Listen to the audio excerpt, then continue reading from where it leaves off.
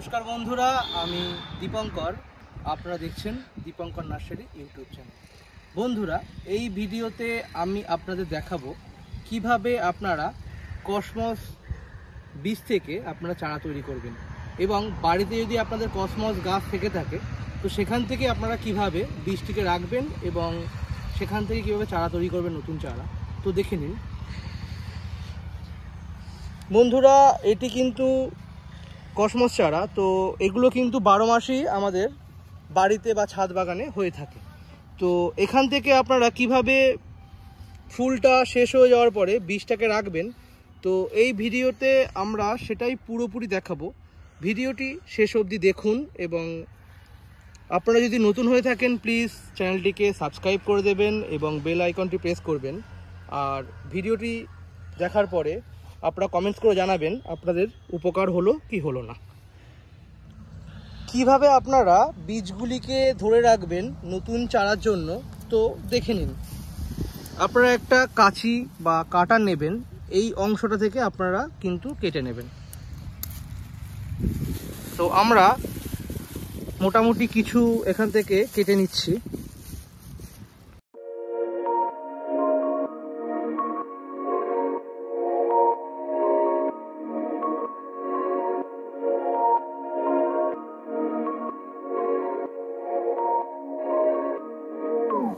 আমরা কিন্তু এখান থেকে কিছু বীজ সংগ্রহ করলাম, দেখে নিন। এবার এগুলোকে কিভাবে আপনারা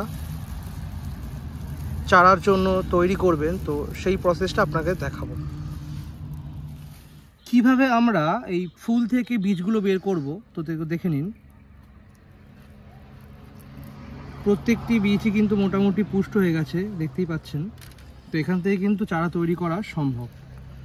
আর গরমকালেও কিন্তু কসমস চারা যদি আপনাদের বাড়িতে বসিয়ে থাকেন বা বসান, তো ফুল যখন হবে তখন কিন্তু খুব সুন্দরই লাগবে। আপনার বাড়িটি কিন্তু খুব আকর্ষণীয় একটা ফুল। তো আপনারা কিন্তু গরমকালেও এই কসমস চারা তৈরি করতে পারেন।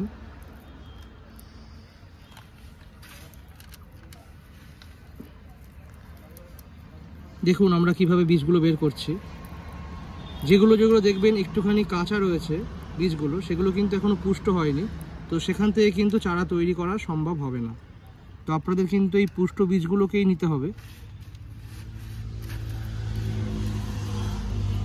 তাহলেই কিন্তু চারা তৈরি করা সম্ভব।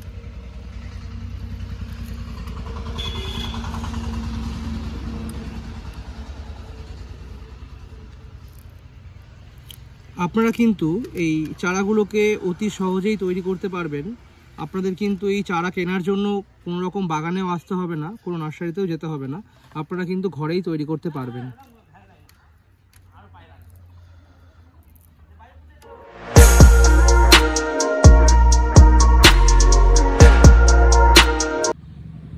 আমরা কিন্তু এই বীজগুলিকে একটি পাত্রের মধ্যে নিয়েছি।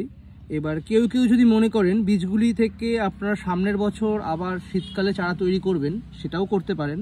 আবার কেউ যদি মনে করেন যে না, গরমকালে এর চারা তৈরি করবেন বাড়ির জন্য, সেটাও করতে পারেন। এখন আমি আপনাদের দেখাবো এই বীজগুলি থেকে কিভাবে তাহলে চারা তৈরি হবে। তো প্রথমে কিন্তু আপনাদের এই বীজগুলোকে একটুখানি জলের মধ্যে রেখে দিতে হবে। মোটামুটি 6-7 ঘন্টা 8 ঘন্টা আপনাদের কিন্তু জলের মধ্যে চুবিয়ে রাখতে হবে। তো দেখে নিন, আমরা কিন্তু জল দিয়ে দিয়েছি। তো বীজগুলোকে আমরা জলের মধ্যে কিছুক্ষণ রাখবো। বন্ধুরা, আমরা প্রায় 6-7 ঘন্টা পরে আবার চলে এসেছি। তো দেখুন বীজগুলিকে কিভাবে আমরা এখন ফেলবো। তো আমরা প্রথমে কোকোপিট নিয়ে নিয়েছি। তো কোকোপিটের সঙ্গে কিছুটা ভার্মি মিশিয়ে আমরা কিন্তু মাটিটা তৈরি করেছি। তো আপনারা চাইলে নর্মাল মাটিতেও ফেলতে পারেন। তো মাটিটাই কিন্তু একটু চেলে নেবেন। তো কোকোপিট আর ভার্মির সাথে মিশিয়ে যে মাটিটা আমরা তৈরি করেছি, তো আপনারা দেখতে পাচ্ছেন। এইবার আমরা বীজগুলোকে কিন্তু এর মধ্যে দেব।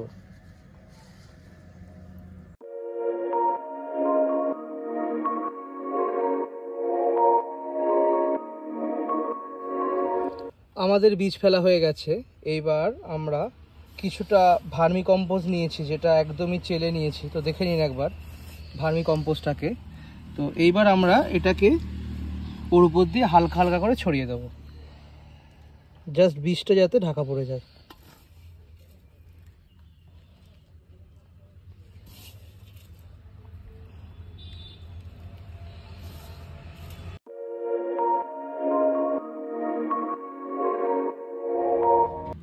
এইবার এটিকে আমরা একটি সেমি ইনডোর ঘরের মধ্যে রেখেছি, যেখানে পর্যাপ্ত পরিমাণে সূর্যের তাপও পাবে এবং ছাওয়াও থাকবে। তো এইবার আমরা এটিকে ভালো করে জল দিয়ে দেব।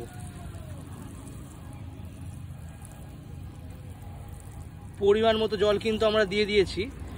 2 দিন 3 দিন পর পর কিন্তু আমরা এরকম জল দিতে থাকবো।